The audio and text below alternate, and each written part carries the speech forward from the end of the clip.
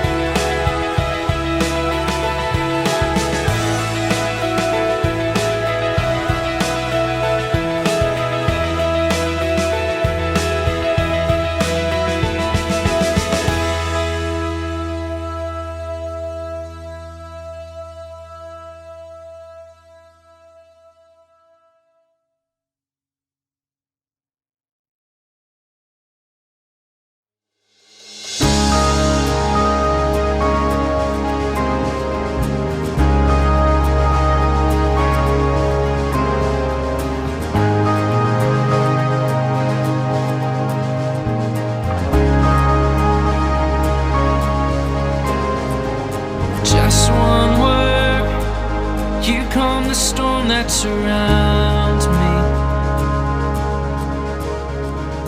Just one word, the darkness has to retreat. Just one touch, I feel the presence of heaven. Just one touch, my eyes were open to see. My heart can't help but believe. There's nothing that our God can't do. There's not a mountain that He can move. Oh, praise the name that makes a way. There's nothing that our God can't do. And just one word, You heal what's broken inside me.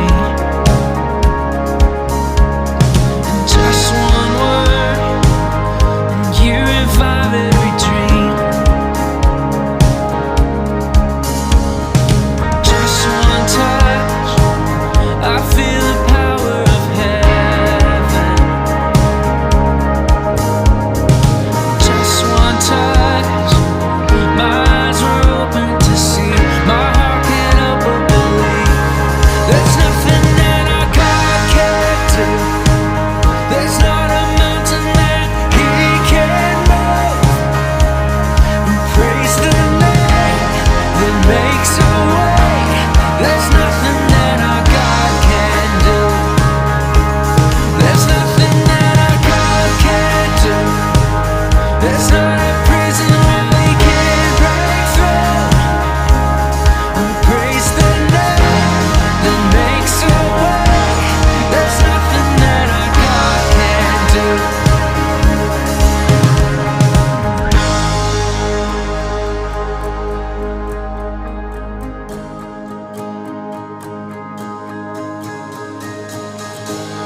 I will believe for greater things. There's no power like the power of Jesus. Let faith arise, let all agree. There's no power like the power of Jesus. I will believe for greater things. There's no power like the power of Jesus. Let faith arise, let all agree. There's no power like the power of Jesus. I will believe for greater things. There's no power like the power of Jesus. Let faith arise, let all agree. There's no power like the power. There's nothing that our God can't do. There's not a mountain that He can't move. Oh, praise the name that makes a way. There's nothing that our God can't do. There's nothing that our God can't do. There's not a prison wall He can't break through. Oh, praise the name that makes a way. There's nothing that our God can't do.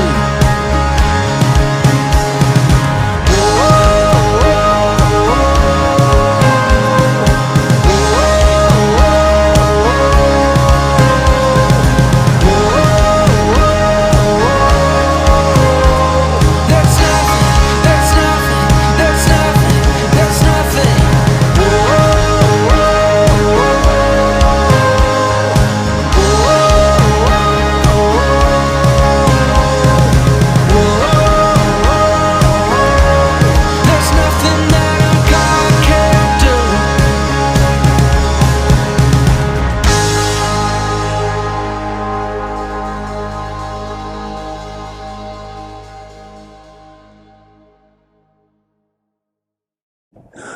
Are there times that you feel like quitting?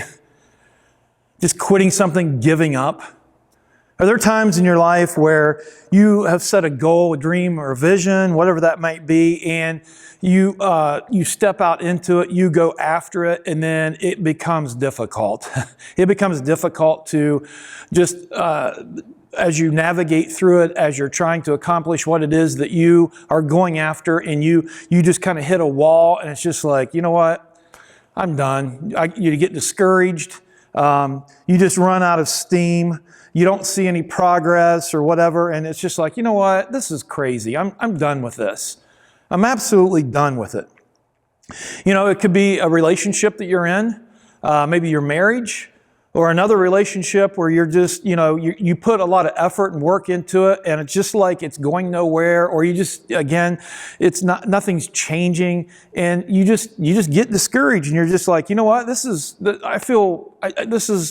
just feel worse, and you're just like, I'm just ready to give up. Like maybe even, in your marriage, and you're trying to work at it, and it's like, you know what? I'm tired of fighting, and not just fighting with your spouse, but I'm tired of just fighting to work on this. I'm discouraged, or, maybe something else is going on in your life where you're really praying about something. I mean, you're just really praying about it, and it's kind of like you don't see God moving, and it's just, you're really bummed out. You're struggling with something, and you're asking God to move, to do something, to resolve this, and you're not seeing it, and you've carried the emotional weight of it for so long, you're just like, I'm done. And not that you're giving up on God by any means, but it's like, I'm done. I just want to quit. I'm done. Well, today, that's what we're going to talk about. And by the way, this is we're going to be concluding this series called Decoding Decisions today. And we've talked about several things. We've talked about, the first thing that we shared was, or that we learned was, that if we're going to make good decisions and good choices, we need to be predetermined. Meaning that before we ever face a choice and a decision on something that may compromise our values or take us in a different direction than where we say that we really want to go, we become predetermined and say, you know what? If I'm ever faced with something like this and it conflicts with my values or whatever, I'm not going to choose to go down that path. And so we become predetermined back here before we even face those choices or those decisions. And that's what we talked about the very first week of this whole series. And then we talked about being predetermined to have a plan so that when we get tempted by Satan to do something, we get tempted by Satan to take us off path, we get tempted by Satan who's out fishing for us. He wants to catch us. He is the tempter. He wants to take us down. And presents us with, like choices that appeal to our desires, appeals to us. Back here, we're predetermined to say, no, I'm not going to do that. I'm going to have a plan so that when I face that choice, or temptation, whatever, I'm going to run as far away from it as I can. I'm not going to run towards it. I'm not going to see how close I can get to it. Instead, I'm going to do the opposite. I'm going to get away from it as far as I can. And then we talked about other things. We talked about being devoted. And we looked at, remember we looked at, there's 168 hours in a week, and how many hours, those hours are devoted to sleep, work, and then just a bunch of other things. And typically God will only get 1 hour of our time, maybe 1 hour of our time each week. And then we kind of wonder why our spiritual lives are not vibrant, or we can't resist temptation and things like that. We talked about being consistent. We talked about, being consistent and intentional with things and being predetermined that this is how we're going to live it out. So we've been through kind of a journey with this decoding decisions. So I hope you've stayed on this journey with me. I hope you're still with me today. And today we're going to talk about, quitting. We're going to talk about quitting. We're not going to quit. I can tell you that much. We're not going to quit. But we're going to talk about what do we do when we get into that situation? Are we predetermined not to quit?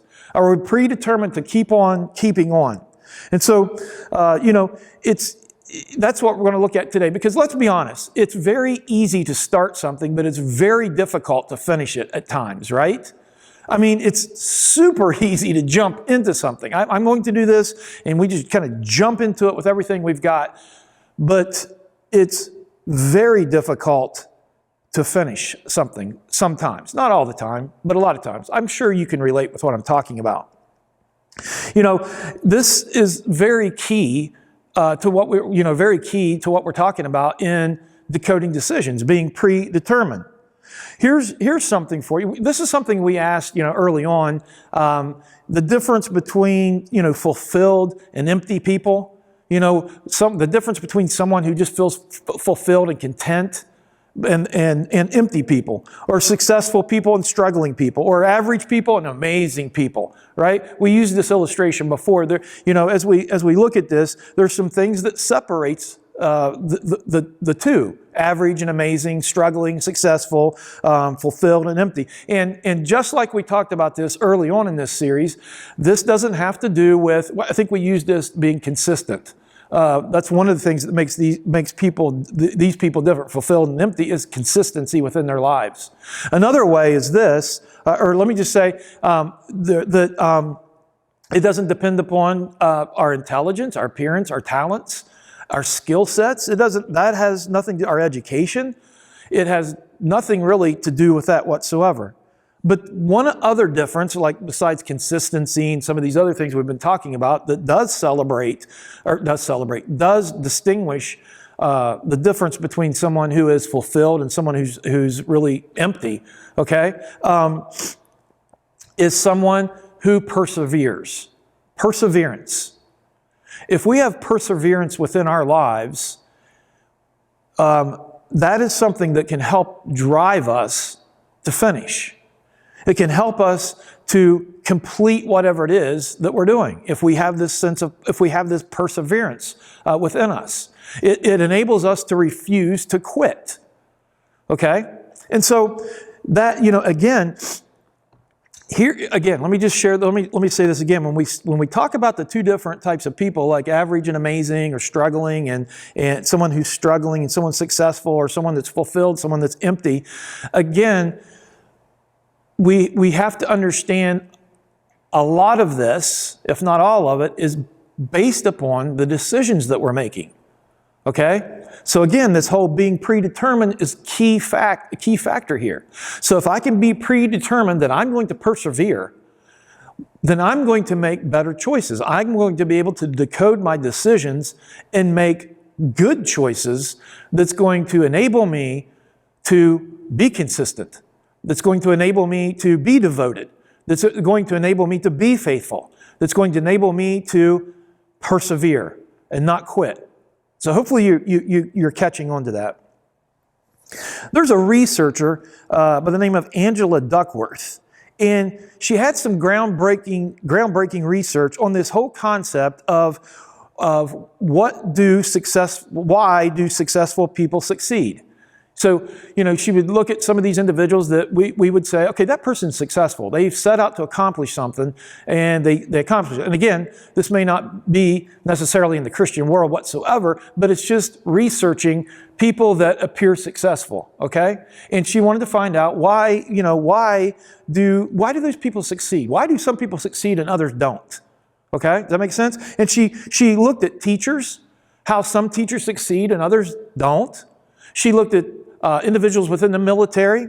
She looked at businesses. She looked at just a smattering of other individuals that seem to be successful in their trade or in their area, that particular area, and she wanted to know why they succeed. Why do these people succeed? And it came down to this. It came down to one word, and that word is called grit. Grit.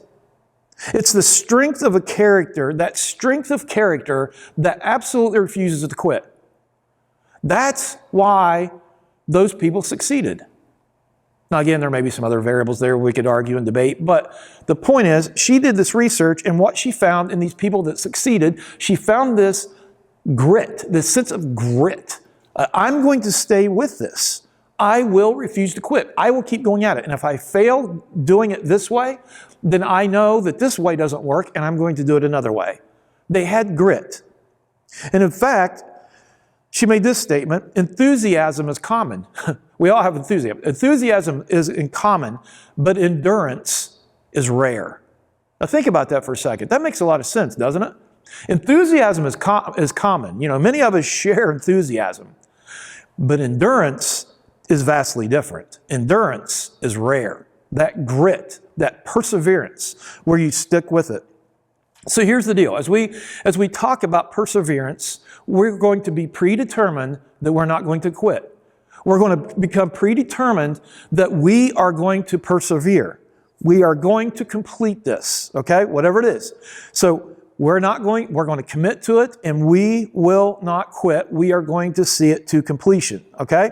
So that's what, if we can strengthen, if we can build, if we can be predetermined, if we can get our arms around this concept of having grit and being perseverance, then again we have this grit. We have this grit, and we absolutely we will refuse to quit, okay? Now I'm going to share with you a passage. Paul's writing to his young mentor, Timothy. Okay? And when Paul's writing to not his mentor, Paul was the mentor. Paul was writing to his mentee, I guess we could say it that way, his protege, Timothy, his spiritual son, Timothy. And if we could think about it, Paul is sitting, now again, some of his letters, he is sitting in prison. And if you remember, not too long ago, I think we were in Philippians over the summer. I believe it was this summer. Paul was writing out of a prison. And it's amazing because it's amazing we're going to see perseverance. We're going to see grit within Paul, okay?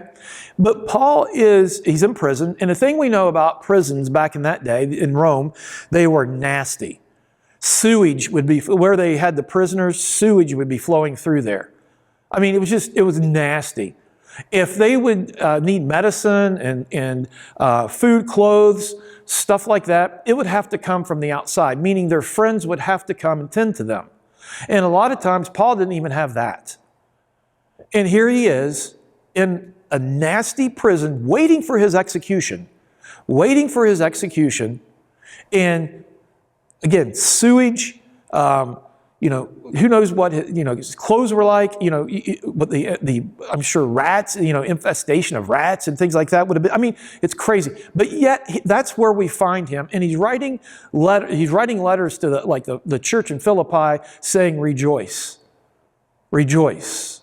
I mean, talk about a guy that was persevering within his life. But that's where he's at. So. The Roman Emperor Nero had sentenced Paul to be beheaded, and so this is where we find him. We find him waiting for his execution. Now, many prisoners would even die before their execution because of the circumstances or the conditions that I just shared with you. But as we find Paul there, shortly before his beheading, he writes to Timothy, again, his spiritual son, and listen to what he says. "Don't be afraid of suffering for the Lord. Work at telling others the good news and fully carry out the ministry God has given you. As for me, my life has already been poured out as an offering to God. The time of my death is near. I have fought the good fight. I have finished the race, and I remained faithful."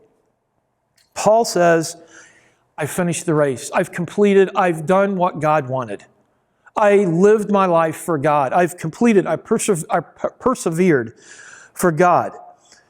But just as Paul has finished his race, he's telling Timothy, you haven't finished yours yet. Don't give up. Don't worry. Don't give up. Don't get discouraged. Don't get depressed. Keep on keeping on. Have grit. Have perseverance. Don't quit. Don't quit. You're not dead yet. You still have many things that God wants to accomplish in and through you. Timothy, you got to keep on keeping on. Encouraging this young guy that he's going to face things, but not to get discouraged, not to get depressed, not to want to give in to his human thinking at times and just want to quit. There's more to do. There's more people to love. There's more love to give out. There's more value to give out to people. There's more people to share God's love with. There's more ministry things that you can be involved with, just like with us, and I'm speaking to us right now, right? There's more hope to share. There's more friendships. There's more people to connect with. There's more things that we can do to encourage people. There's more things that we can do to share the love of God. Don't quit. Just like he told Timothy, don't quit. God has more. Paul was saying, God's got more for you to do, Timothy, and he's telling us the same thing too. As we are here breathing, God's got more things for us to do, where we join in with him and allow him to move in and through us. Just like I was sharing with you about Scott Earl last week. That man was a conduit for God's love. Don't quit. Allow God to continue to move in and through you to touch lives. Don't become discouraged. God's got more for you. Here's what's really interesting. Some of us think, some of the reasons why we quit is because we get really stressed out, right? We're trying to do things and we just feel overwhelmed. We get stressed out. And the author of the book, Getting Things Done, David Allen, it's a secular book, to help kind of manage your tasks and, better organize yourself so that you can get the tasks done and the things that are your goals and some of the things that you want to get accomplished, you get them accomplished. One of the things he said was this: much of the stress, and I quote him, much of the stress that people feel doesn't come from having too much to do. It comes from not finishing what they've started. Have you ever felt that way? There's something that when I read this quote, it just hit me, because there is something that's been hanging in my life that is producing stress, but it's something that I started and I know that I got to get finished and I know that I got to accomplish it, but it's going to take some more work. And to be honest with you, I don't want to dive into it just yet, but yet it's weighing on me. And I think Allen's words is so true. It's not that we have a lot of stuff that's overwhelming us, a lot of stuff, but it's a lot of things, or it's things that we haven't finished, things that we've started and we know it needs finished, but we're not getting it finished. I mean, just think about that for a second. Just think about that. In Revelation chapter 3, verses 1 and 2, the Spirit moves, or actually John's taken up, he's taken up and he has a vision. He has this vision, and he's seeing some things, right? And his vision, his revelation that's given to him to write out, is what's being told to write out, says this: I know your deeds. You have a reputation for being alive. And by the way, he's talking to the church in Sardis right now, okay? I know your deeds. You have a reputation of being alive, but you are dead. Wake up. Strengthen what remains and is about to die. For I have found your deeds unfinished in the sight of my God. Did you hear that? I have found your deeds, what? Unfinished in the sight of God, of my God. They had started something that God had given them, and they were not completing it. They had given up. They got discouraged, whatever it was. But the Spirit's saying, I have found your deeds. I see them, but they're unfinished in the sight of my God. You know what? That's a question for you and I. What's some unfinished business that you might have? What's some unfinished things within your life, or unfinished business that God has for you, that God has been leaning in on you, that His Spirit has been leaning in on you to act and to finish this, to complete it, to bring it to completion, because God is moving your spirit to do this. Is it to heal a relationship? To go and talk to someone and do it in a humble way with love and try to help fix it and to heal it? Is it to share your faith? Is it to use some of the gifts that God has given you and you stepped out, but now you're not really using them for whatever reason there may be? It could be a great reason. But the fact of the matter is, God has asked you and nudged you to complete these, but it's unfinished. I don't know what it may be for you. I mean, it could be all kinds of different things within our lives, anything that God has placed on our hearts. But deep down we know that this is unfinished business. We started it, but we just kind of tapered off. Paul writes again in 2 Corinthians chapter 8, verses 10 and 11, he says this: here's my advice. It would be good for you to finish what you started a year ago. He's leaning into this other church as well in Corinth. He said, last year you were the first who wanted to give, and you were the first to begin doing it. Now you should finish what you started. He's writing them and saying the same thing. You've got some unfinished business, some unfinished deeds. You started it. You were one of the first ones to start it. Now finish it. Complete it. Now here's the deal. Ask yourself this question. Why is this so important? Why is it so, why does it matter if I quit? Why would it matter if I don't, if I just kind of hang up the towel? Because, again, we're going back to decisions, right? We're going back to decision, and if we're not predetermined to persevere and then we quit, what we're doing is we are affecting our future. Remember, decisions make who we are. We make decisions, and then our decisions make us. So if we are predetermined not to quit and persevere, that is we're making decisions that's taking us in a direction in our future that's where we want to go and that's where God wants us to go. By quitting, where not being predetermined, and by quitting, giving up, being discouraged, we're basing these decisions and choices, and it's taking our lives in a completely different direction. A completely different direction. I want to share with you something. I don't know if I shared this with you before, but when I was doing my ministry, when I was in grad school and I was doing my ministry internship, for the senior pastor, I was placed in a large church, one of our larger churches in Toledo. And I remember when I went there, and I love the guy, so I don't want you to get the wrong impression, but I absolutely love the guy. But at the time, it was the best thing for me, because that's where God specifically placed me there. And the reason why I say that is this, because that guy grew me. And he saw where I was immature and unaware of self, and he called me out on it. And it felt like I had a scab, and someone was just pulling that scab off and pouring salt in it.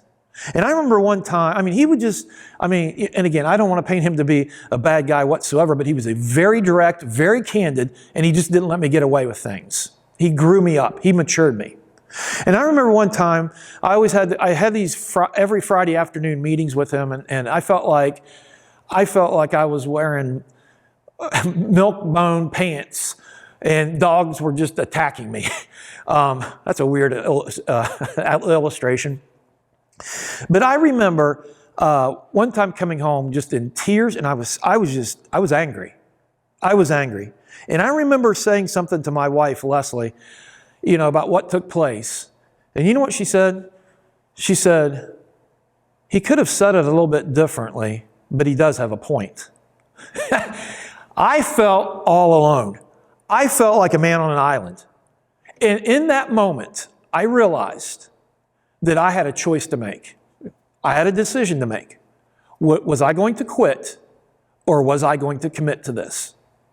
Again, if I would have quit, it would have changed the trajectory of my life. Not just my maybe practical application of the ministry, but personally, emotionally, spiritually.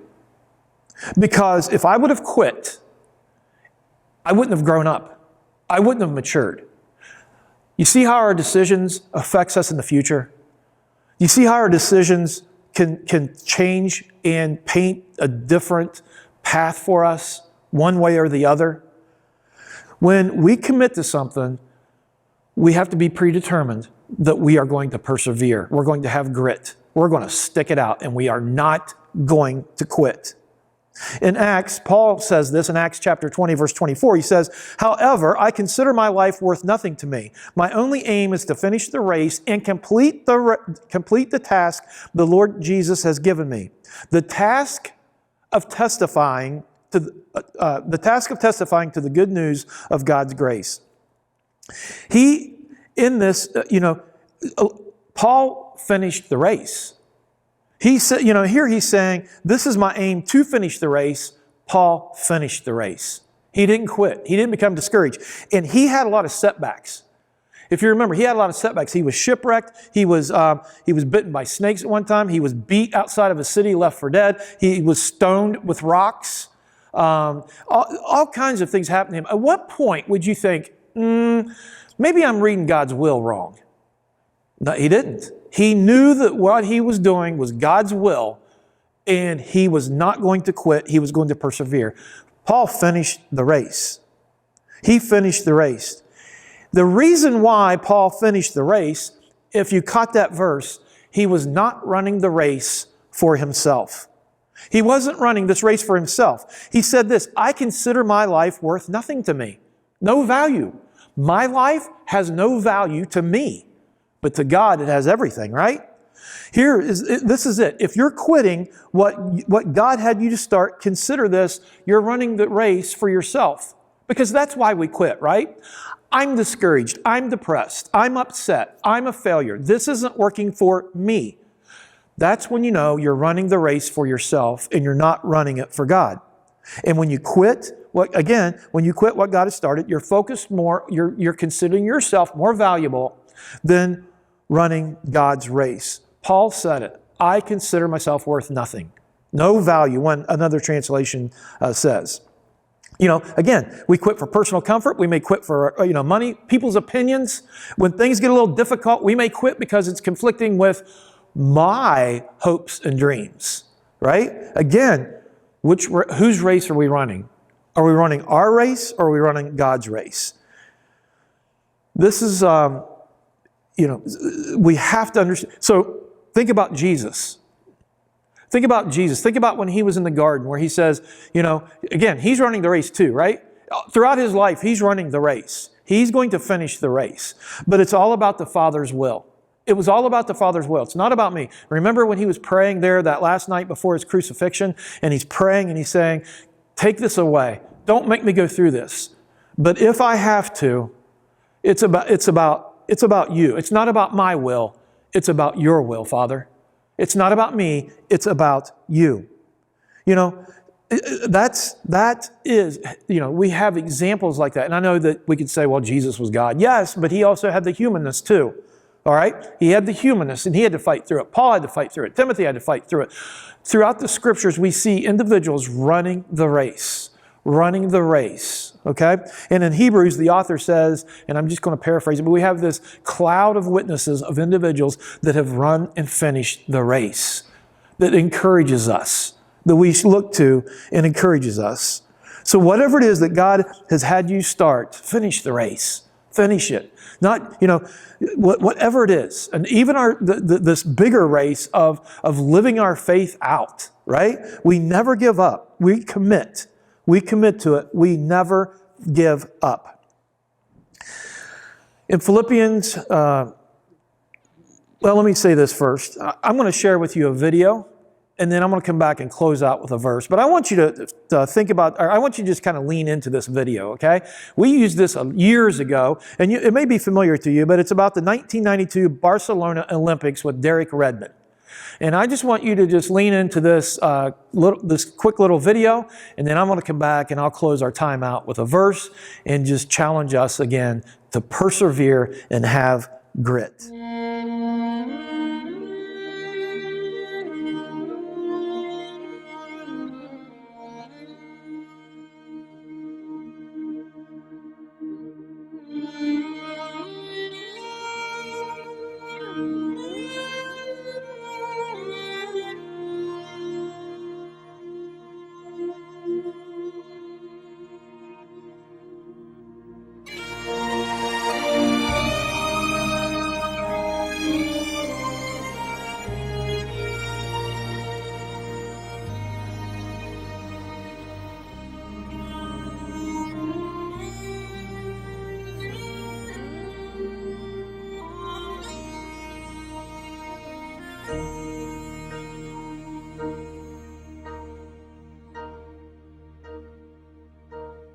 When I am down and oh my soul so weary, when troubles come and my heart burdened be, then I am still and wait here in the silence until you come and sit a while with me.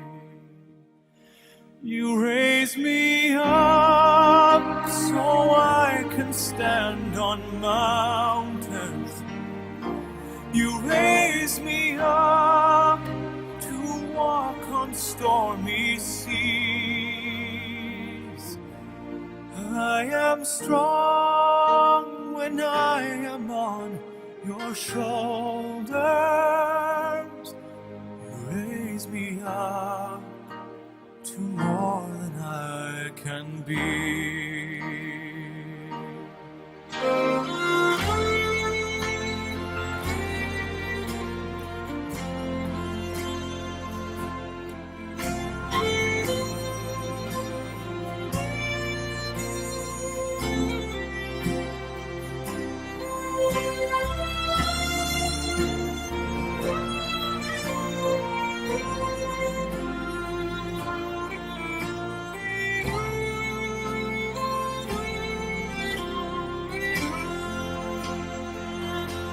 You raise me up so I can stand on mountains. You raise me up to walk on stormy seas. I am strong when I am on your shoulders. You raise me up. And again, I get it's about the Olympics. It's not anything about, it's about character, I think. I think we could make a case for character. But man, can we make a case for grit? Can we make a case of perseverance? Can we make a case for someone that was predetermined to finish that race? Now again, that's an earthly race. I get it. But can you see the perseverance? And the point here is this. We're not alone. His Father coming out and putting His arm around him. That's a tearjerker. It's the same for you and I as we run this race. This where we're living our lives, trying to live our lives in a surrendered, selfless way, posture to God. But we're not doing it alone. We have other brothers and sisters that's in this race too. but we have the Holy Spirit and Christ's Spirit living, God's Spirit living inside of us. We are not running this alone. We have someone that's carrying us. And we're not called to do this out of our own. We're not going to have grit and perseverance out of our own willpower. It's not going to happen. It only comes, and I'm not talking about like something we do in business and something secular in the world. I'm talking about living out this spiritual life, dying to self, living out this spiritual life. We have someone that journeys with us, that's living inside of us. And we also have each other brothers and sisters, that if we do life together, we help each other. We encourage one another. We help each other have perseverance and grit. And we help each other across the goal line. I want to close with Paul saying this in Philippians chapter 1, verse 6. He says this, being confident of this, now think about it, being confident of this, that he who, Jesus, God, that he who began a good work in you will carry it on to completion until the day of Christ Jesus. Paul is saying, he is the one. He's the one that began this work, good work in you. And he is the one that's going to help you complete it until he either returns or we see him. Jesus is there with us. I hope you have, and will think about digging down deep in this and grabbing a hold of the power of God to help you wherever you're at, where you just want to quit. And again, I'm not just talking about something in the secular world. I'm talking about on our faith journey and whatever God has called us, because that's what it's all about. What God is calling us, who God is calling us to be, and what God is calling us to do. He's the one that he began that in you, and he's the one that's going to complete it. He's not asking us to do it out of our own willpower. He is asking us to allow us to be a conduit so that he can help us complete that which he gave us. Does that make sense? And whatever it is that God is moving you to do and wanting to do in and through you, don't give up. Don't give up. Don't quit. Don't quit. Don't give up. Surrender to that power of the Spirit and allow him to carry this through in and through you. I hope you connected with this series. I look forward to worshiping with you next week as we start another series. And so this week, don't quit. Don't get discouraged, but tap into the power that God has placed inside of you. The one who began that good work in you will help you complete whatever it is that he's asked you to do. Have an awesome week.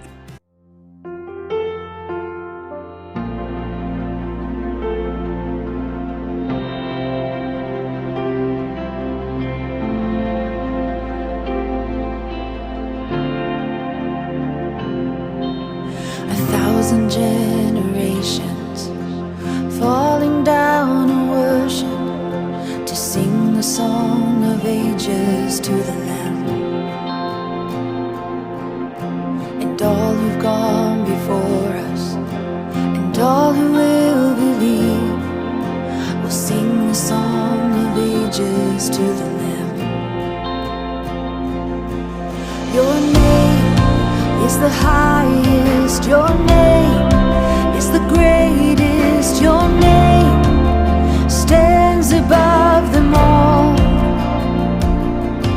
All thrones and dominions, all powers and positions, your name stands above them all.